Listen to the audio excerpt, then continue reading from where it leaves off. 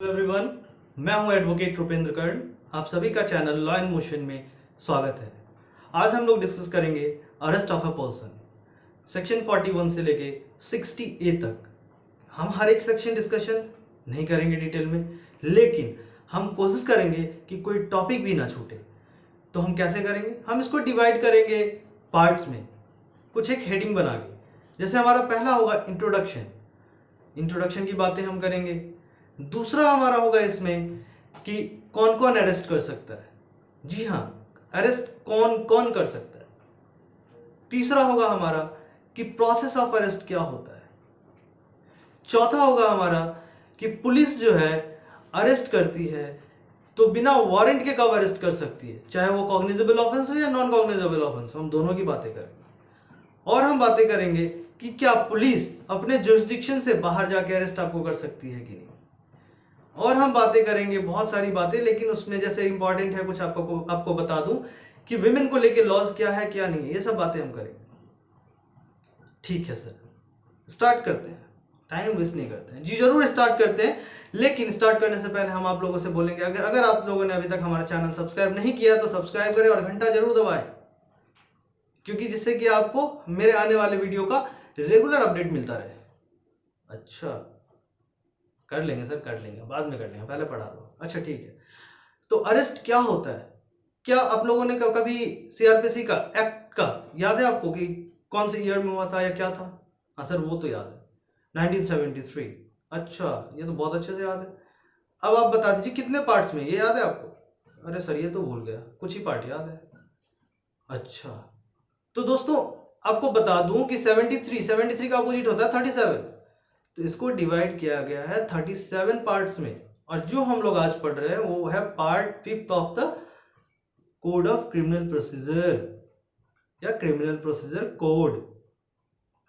तो अरेस्ट के डेफिनेशन के बारे में हम सबसे पहले बात करेंगे। क्या आप लोगों ने कभी स्टैट्यूज में, एक्ट में या पूरे एंटायर कोड में कहीं भी देखा है आपने कि डेफिनेशन ऑफ अरेस्ट?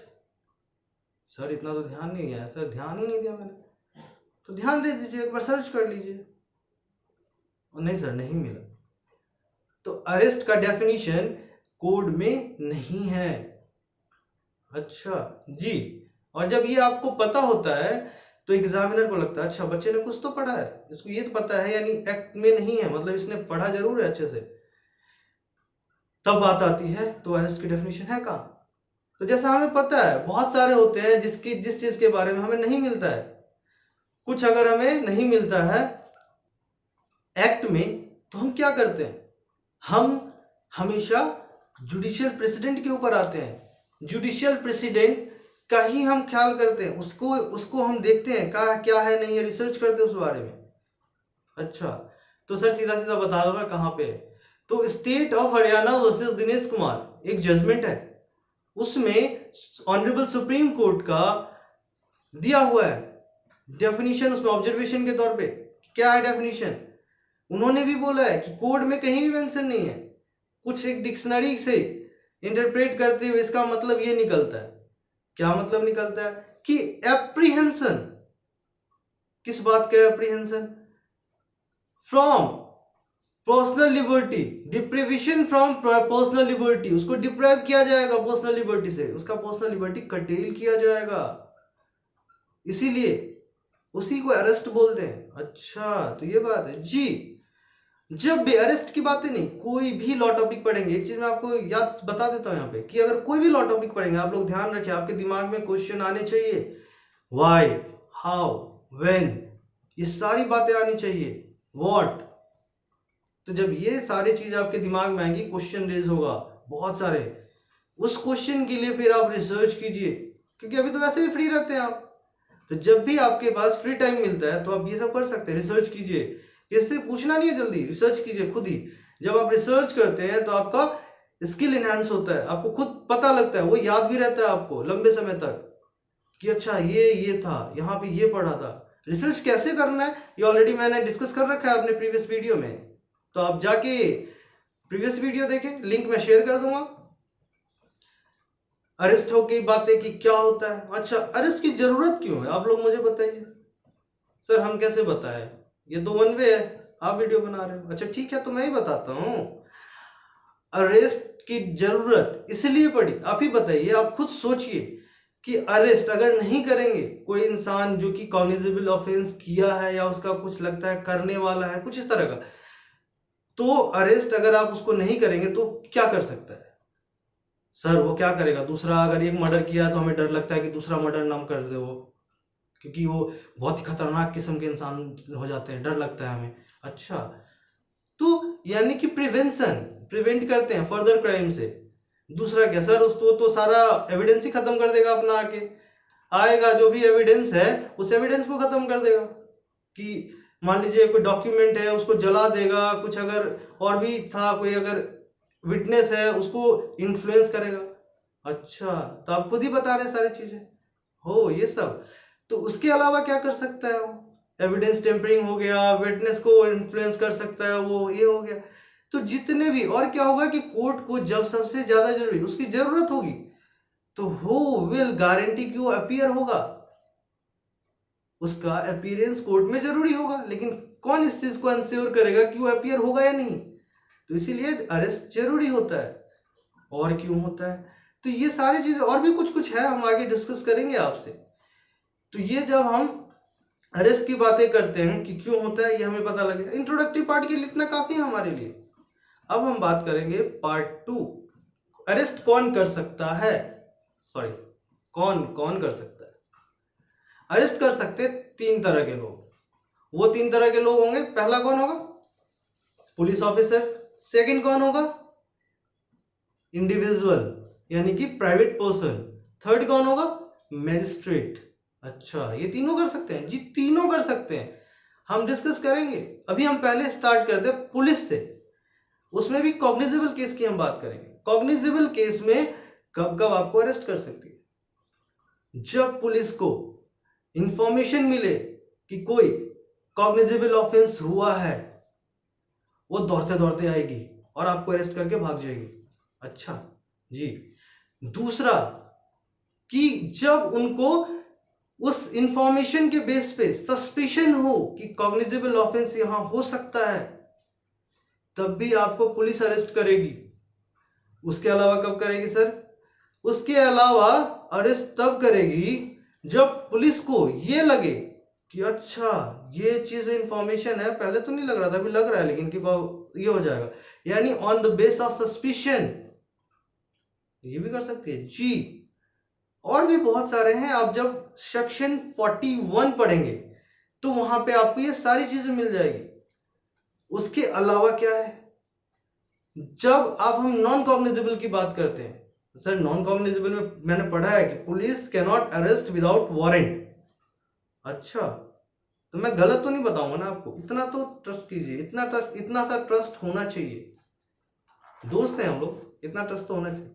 तो कॉग्निजेबल ऑफेंस के केस में आपको तब अरेस्ट करेगी पुलिस जब पुलिस को आप अपने बारे सही सही इंफॉर्मेशन नहीं देंगे। आपसे वो नाम पूछ रहे हैं, बोल रहे तिस्मार खान, या आप उसको बता ही नहीं रहे, यानी या तो डिनाई कर रहे हैं या उल्टा पल्टा इंफॉर्मेशन दे रहे हैं, तब आपको वो अरेस्ट कर सकती है।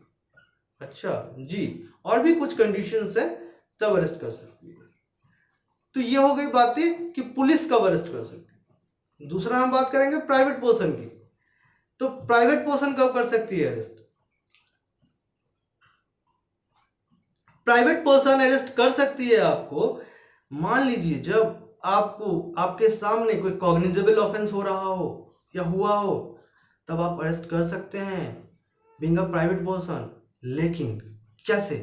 आप अरेस्ट करने के एज सुन एज पॉसिबल, जितना जल्दी हो सके आप इंफॉर्म करेंगे पुलिस ऑफिसर को कि ऐसे ऐसे बात है, हमें ये अच्छा इसको, तब जाके वो अरेस्ट करेंगे। अच्छा ये बात है जी। तो यानी कि आप अरेस्ट तो कर सकते हैं, लेकिन जल्दी से जल्दी आपको वो पुलिस को देना पड़ेगा। और पुलिस को लगता है कि कोई कॉग्निजेबल ऑफेंस हुआ है, वो अगर सेटिस्फाइड है तो वो क्या करेगा, वहां पे री अरेस्ट करेगा उसको और अपना एंट्री दिखाएगा, एफआईआर जो होना है वो होगा, जो प्रोसेस मैंने आपको बताया था। अच्छा, मजिस्ट्रेट कब करेगा? मजिस्ट्रेट कभी भी अरेस्ट कर सकता है जब उनके सामने कोई ऑफेंस कॉग्निजेबल ऑफेंस हो। अच्छा ऐसे ही जी। तो ये हो गई बातें कि कौन अरेस्ट कर सकता है। अब हम बातें करेंगे कि प्रोसेस ऑफ अरेस्ट क्या है। तो प्रोसेस ऑफ अरेस्ट में दोस्तों यहां बहुत ही सिंपल है। पुलिस जो है अरेस्ट करती है तो उसमें क्या है रिक्वायरमेंट, यानी कि जब भी पुलिस अरेस्ट करता होगा, आपने देखा होगा ऐसे हाथ पकड़ते हैं, चला के लेके चले जाते हैं, यानी उसको टच जरूरी है, टच करेगा आपको, टच करके वो लेके जाएंगे। अच्छा ये बात है जी, लेकिन यहां पे एक एक्सेप्शन भी है। मान लीजिए वुमेन है और पुलिस ऑफिसर मेल आया, तो क्या वो टच करके ले जा सकते हैं? जनरल रूल क्या है पहले ये समझिए आप, कि जो जिसको अरेस्ट कर रहे हैं, मान लीजिए अगर फीमेल को आप अरेस्ट करने जा रहे हैं तो मेल पुलिस ऑफिसर अरेस्ट नहीं कर सकती, फीमेल को ही जाना होगा। लेकिन एक्सेप्शनल कंडीशन है तो मिल जाएगा, लेकिन फिर भी वो टच करके नहीं उनको ला सकते। तो सर कैसे लाएंगे? उसमें भी है कि उसमें भी एक्सेप्शन है। अब मान लीजिए मैं बोलता हूं कि कसाब के जगह लेडी कसाब होता, होती, तो लेडी कसाब अगर होती तो क्या वो बंदूक लेके धक धक धक धक एकदम तैयार है, क्या वहां पे आप हथकड़ी लेके जाते, पहले फीमेल ऑफिसर को बुलाते? नहीं। ऐसे अगर कंडीशन हो, सरकमस्टांसेस हो, तो वहां पे परमिशन लेके अरेस्ट किया जा सकता है। तो ये है कि आपको जो मैंने बताया अभी कि प्रोसेस। और क्या है इसमें कि मान लीजिए विमेन को ये बोला गया कि सन जनरल रूल, सनसेट के बाद सनराइज से पहले आप अरेस्ट नहीं कर सकते। लेकिन मेरा क्वेश्चन फिर से वही है कि अगर वो लेडी कसाब है तो क्या करेंगे आप इंतजार करेंगे? वो रात को बंदूक लेके आया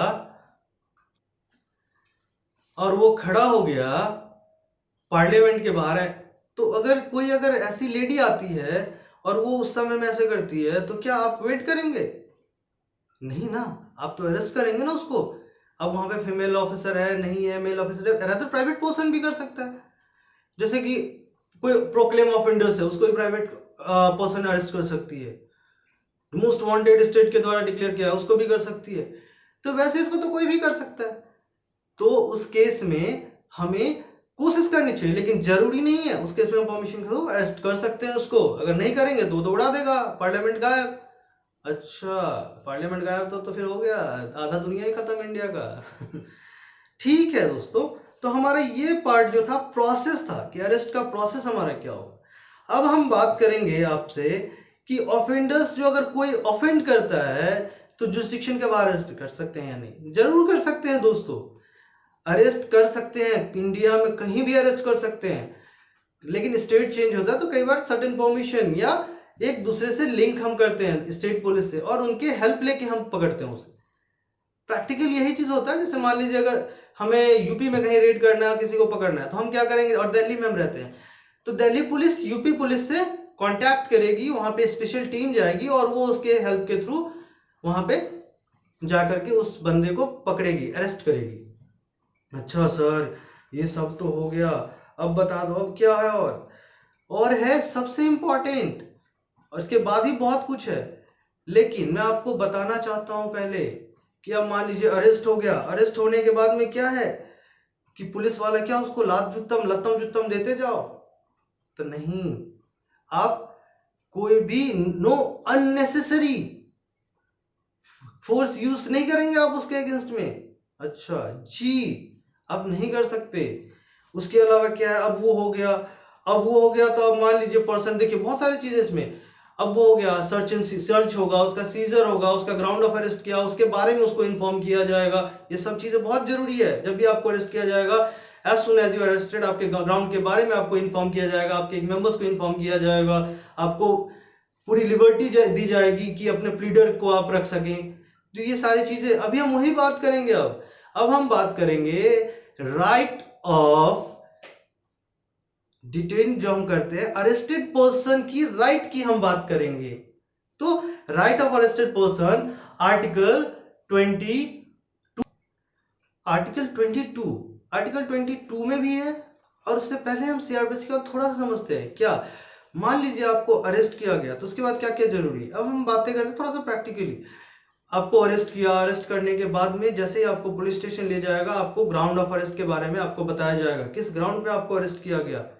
अगर वारंट केस है तो वारंट होगा, उसमें लिखा होगा, उसके बाद भी आपको पुलिस वाले बताएंगे। अगर नहीं है तो आपको कॉग्निजेबल ऑफेंस ऐसे उठा कर ले गए तो आपको वो बताएंगे पुलिस वाले एज सुन एज पॉसिबल। फिर आपको क्या होगा, आपको प्लीडर रखने की आजादी दी जाएगी। ड्यूरिंग इंट्रोगेशन जब भी आपको जरूरत पड़ी आपको अपने प्लीडर से मिलने दिया जाएगा। अच्छा, और क्या क्या, तो यही सारी चीजें उसमें आती है। यही बातें आर्टिकल 22 में भी दी गई है, राइट ऑफ अरेस्टेड पर्सन में। राइट ऑफ अरेस्टेड पर्सन में आर्टिकल 22 आप जब पढ़ेंगे तो यहाँ पे पहला है इसमें, no one is arrested shall be detain in custody without inform. उसको इन्फॉर्म करके ही आप अरेस्ट करके रख सकते हैं। अरेस्ट करके रख लिया तो 24 आवर्स के भीतर उसको मजिस्ट्रेट के सामने प्रेजेंट करना पड़ेगा। अगर आप प्रेजेंट नहीं करते हैं या कुछ इस तरह का तो इलीगल डिटेंशन होगा। वो फिर राइट्स ऑफ अरेस्टेड पर्सन में यहाँ पे आ जाता है, और ये फंडामेंटल राइट्स है, इसीलिए इसके अगेंस्ट में आप फंडामेंटल रेमेडीज आपके लिए अवेलेबल है, आप वहां पे जा सकते हैं। अच्छा जी, रिट्स जो है, रिट्स में हम जा सकते हैं। अगर बॉडी है तो ब्रिंग द बॉडी बैक, हम हैबियस कॉर्पस यूज करते हैं। और भी बहुत सारे हैं मिसलेनियस में, हम जाके हम जो भी हमारा अगर इश्यू होता है उस इश्यू को हम वहां पे शॉर्ट आउट करते हैं अगर हमारा फंडामेंटल राइट ब्रीच होता है तो। और क्या है, every arrested person and detain custody shall be produce before the, वही मैंने जो आपको बताया 24 आवर्स का।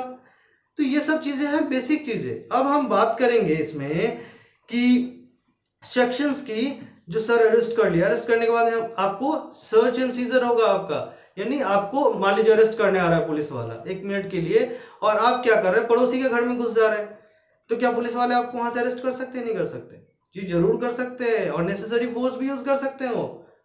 अच्छा जी, अब मान लीजिए आप प्रोक्लेम ऑफेंडर्स है या इस तरह के आपके अगेंस्ट में कुछ और है, अब वांटेड है, और आप किसी घर में जाके छिप गए हैं, और जिस मान लीजिए मेरे घर में छिप गए, मैं आपको पनाह दे रहा हूं, मैं आपको शेल्टर दे रहा हूं, तो उसको अगर पता लगेगा वो आएगा सीधा मेरे घर में ऐसे जाके ऐसे। लेकिन यहाँ पे एक है, अगर मान लीजिए कल्चर एंड ट्रेडिशन अलाउ नहीं करता, उस घर में सिर्फ फीमेल है, वो फीमेल मान लीजिए पूरा ऐसे यहाँ तक घूंघट रखती है या बुड़का लगाती है, और ऐसे कंडीशन में वहां पे वो सिर्फ वही है और उसका कल्चर अलाउ नहीं करता, तो उस केस में बोला जाएगा कि उनसे रिक्वेस्ट किया जाएगा कि आप उसको बाहर निकाल दें, या तो उनको साइड हटने बोलेंगे, तब जाके वो चेकिंग करेंगे जो भी करना है उनको, जो अपना प्रोसीजर, तो जाके अरेस्ट करेंगे वहां से। तो वो सर्च कर सकते हैं। फर्दर आपको अरेस्ट तभी भी कर सकते हैं इनिशियल, जो मैंने आपको 141 में बताया था, आपके पास कोई ऑफेंसिव वेपन मिले या फिर कोई इस तरह का है तो उस समय भी आपको अरेस्ट कर सकते हैं। अच्छा जी, अरेस्ट करने के बाद में क्या होगा कि आपका मेमो, अरेस्ट मेमो बनाएंगे। अच्छा जी, उसके बाद आप जब जाएंगे चेक के वहां पे अरेस्ट करके ले जाएंगे आपको, आपका पूरा वहां पे सर्च करेंगे, आपको ऐसे देखेंगे जो क्या सामान है क्या नहीं है, सारा सर्च करेंगे, सारा वो लिस्ट निकाल के रखेंगे, आपका जितना भी सामान होगा सबको साइड रखेंगे, सबका लिस्ट बनाएंगे मेमो में, और वहां पे सीजर लिस्ट आपको देंगे कि ये सामान इनसे at the time of arrest seize किया गया था। तो ये सब चीजें आपको पता होना चाहिए, इसलिए मैंने आपको बता दिया। अब हम क्या करेंगे कि जल्दी से हम बातें करेंगे इस बारे में, कि डिस्कशन कर लेते हैं कि सेक्शंस कैसे याद करें, और जो भी कुछ और छूटा हुआ है वो भी मैं इसको कवर कर देता हूं। अभी इस सेक्शन में हम यही डिस्कशन कर लेते हैं, उसके बाद क्विक रिवीजन करेंगे, तो हम आप इसके लिए रेडी रहिए।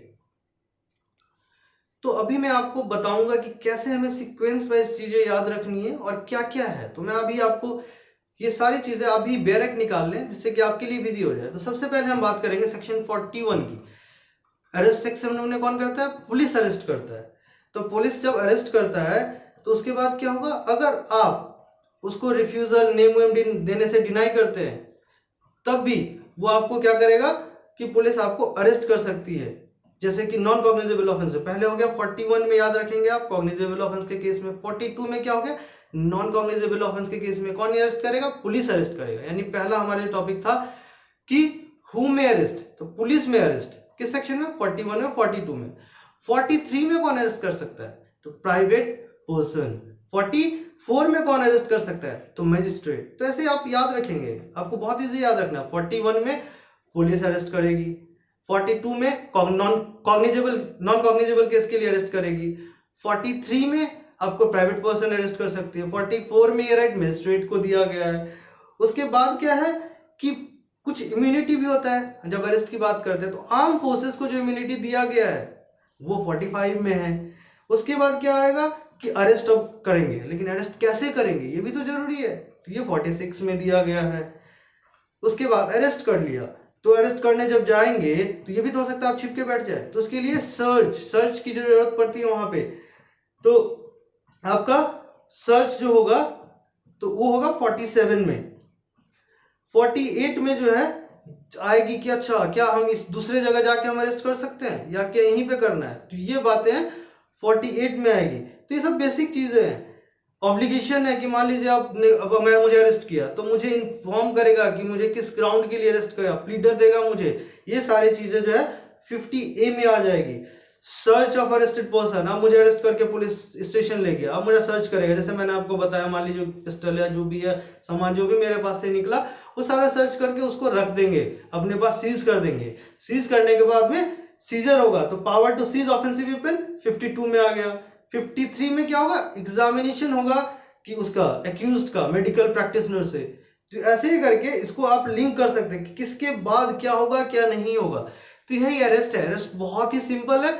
चीजें आपको जो भी अगर समझ नहीं आती है तो उसको आपको मैंने जैसे बता दिया है कि व्हेन हाउ, इस चीज में आप उसको डिसाइड करें। और क्योंकि टाइम हमारे पास बहुत कम है तो हम इसमें अभी ज्यादा चीजें डिस्कस नहीं कर सकते। आपको अगर इसमें फर्दर कुछ जानना है, कोई पर्टिकुलर टॉपिक इसके अंदर की, तो उस पर आप हमें जरूर कमेंट बॉक्स में बताएं। हम एक पर्टिकुलर वीडियो 5-10 मिनट के उसके ऊपर बना के रख देंगे। और कोशिश करें कि सारे वीडियोस देखें जिससे कि आप लोग ज्यादा से ज्यादा बेनिफिट ले पाए वीडियो का। और अगर आपको वीडियो पसंद आई हो तो आप लाइक करें, सब्सक्राइब करें, कमेंट करें और ज्यादा से ज्यादा शेयर करें। सब्सक्राइब करना ना भूलें, लाइक भी कर दें, घंटा भी बजा देना, घंटी तो डेली बजाते हैं आप, कभी एक बार बजा देना, पूजा तो करते ही होंगे। ओके दोस्तों, इसी के साथ खत्म करते हैं वीडियो मैं खत्म करता हूँ। Bye bye, take care.